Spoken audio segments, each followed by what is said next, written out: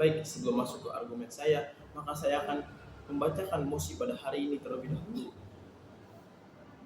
Di daerah rawan bencana, Dewan ini percaya bahwa negara seharusnya memprioritaskan mitigasi bencana dibanding relokasi.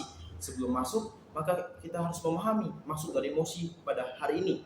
Mosi hari ini memiliki pengertian atau memiliki pemahaman bahwa negara seharusnya lebih memprioritaskan mitigasi bencana dibandingkan relokasi. Sebelumnya kita harus mengetahui apa itu mitigasi bencana dan relokasi. Mitigasi bencana adalah upaya penanggulangan bencana yang bisa dilakukan ketika bencana tersebut belum terjadi ataupun bisa dilakukan di daerah rawan bencana. Dan ini dapat dilakukan seperti pembangunan Great Wall di Jakarta Utara untuk mengatasi banjir bah, ataupun secara simpel kita bisa menanam pohon di tanah-tanah yang memang belum ditanami pohon agar tanah tersebut menjadi lebih kuat.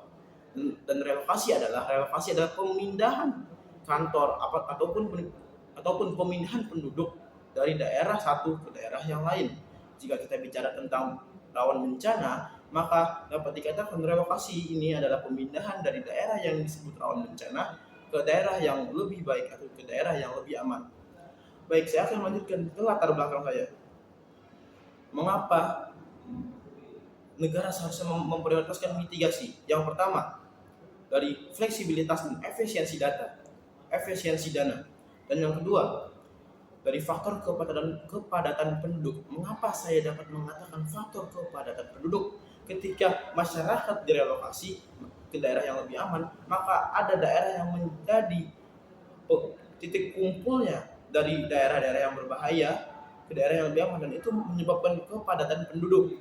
Lalu dari efek jangka panjang, ketika kita melakukan mitigasi dan mitigasi tersebut berhasil, maka kita akan mendapatkan efek jangka panjang yang sangat baik, yaitu adalah ketika daerah rawan bencana tersebut sudah dapat diatasi, maka akan menghilangkan indikator dari daerah rawan bencana tersebut, sehingga daerah tersebut akan lebih aman dan lebih nyaman ditinggali oleh masyarakat. Saya memiliki 3 alasan mengapa saya sangat memprioritaskan mitigasi bencana. Yang pertama, kebijakan mitigasi bencana memiliki kelebihan dibandingkan dengan relokasi. Yang kedua, memiliki efisiensi dana yang lebih baik. Dan yang ketiga, jika oposisi beranggapan relokasi menjadi solusi, maka ada faktor yang perlu dipikirkan.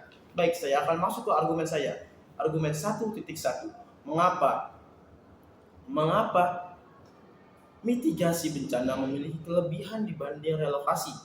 Yang pertama, karena kebijakan mitigasi dapat perlahan memperbaiki daerah tersebut. Ini juga masuk ke dalam efek jangka panjang, dan juga penduduk dapat menjadi lebih aman, sehingga penduduk tidak perlu untuk keluar dari daerah tersebut ketika daerah tersebut masih bisa dimitigasi bencana. Dan argumen saya yang kedua, untuk alasan saya yang kedua, 2.1. Mitigasi tidak selalu membahas kebijakan dengan material yang banyak menghabiskan uang. Mitigasi bencana bisa sangat lebih fleksibel dan bisa dilakukan oleh siapa saja. Contohnya seperti yang saya berikan contoh di awal, yaitu menanam pohon ataupun membuang sampah pada tempatnya. Itu termasuk ke dalam mitigasi bencana. Karena apa? Dua hal itu memang terlihat kecil, tetapi dapat menjadi efek yang sangat besar. Dan yang ketiga, ini faktor-faktor yang perlu dipikirkan oleh pihak oposisi jika mendukung relokasi sebagai solusi. Yang pertama, kependudukan yang akan menumpuk. Kependudukan yang akan menumpuk itu dapat terjadi karena apa? Pemindahan penduduk dari penduduk satu, penduduk A ke penduduk ke tanah ataupun ke penduduk B atau ke tanah B. Dan itu dapat menyebabkan penyediaan fasilitas umum yang berkurang. Karena apa? Fasilitas umum digunakan untuk sebagai contoh, fasilitas umum sebagai contoh seperti puskesmas untuk daerah B, dan memang digunakan untuk daerah B. Ketika ada daerah A yang masuk ke dalam daerah B, maka akan terjadi kepadatan penduduk, dan tentu puskesmas tersebut tidak dapat terus memenuhi atau terus mengisi kebutuhan masyarakat. Karena apa? Kembali lagi, fasilitas umum tersebut terbatas dan memang untuk kampung A, kampung B. Saya akan lanjut ke argumentasi saya yang kedua. Argumentasi 3.2. Pemindahan penduduk dapat menyebabkan perebutan tanah Belum lagi perbedaan suku, kebiasaan yang bisa saja terjadi dan membuat keributan. Kalau kita melihat pemindahan-pemindahan penduduk ke daerah lain itu pernah terjadi di Indonesia, dan salah satunya dapat menyebabkan keributan. Kita bisa ambil case seperti yang terjadi di Sampit di Kalimantan. Lalu saya lanjut ke argumentasi saya yang ketiga titik tiga. Ini pertanyaan bagi pihak oposisi. Jika relokasi dilakukan, lalu bagaimana nasib wilayah di tanah tersebut? Ini jadi pertanyaan besar. Jika tanah tersebut dibiarkan, maka ia akan habis oleh alam, sehingga masyarakat akan kehilangan kampungnya selamanya, dan mereka akan memadati daerah yang dia tinggali untuk sekedar aman seharusnya. Malah mereka mendatang untuk tinggal di situ, dan itu bisa menyebabkan kepadatan penduduk. Lalu saya akan melanjutkan ke argumentasi saya 3.4. Jika relokasi dilakukan, lalu bagaimana nasib pekerja ataupun pegawai yang memiliki kantor di daerah tersebut?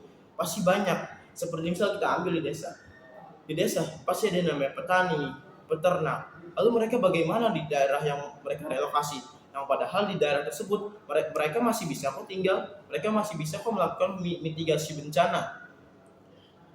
Atau kita ambil case di kota. Bagaimana kalau orang-orang yang bekerja di daerah-daerah pabrik atau di daerah industri, atau misalnya kita bicara di kantor-kantor di kota-kota, bagaimana kalau mereka kehilangan pekerjaannya akibat relokasi, yang padahal itu masih bisa kok diatasi oleh mitigasi bencana. Dan relokasi dapat menjadi last opinion atau second opinion. Mengapa saya mengatakan tersebut? Kita harus melihat indikatornya.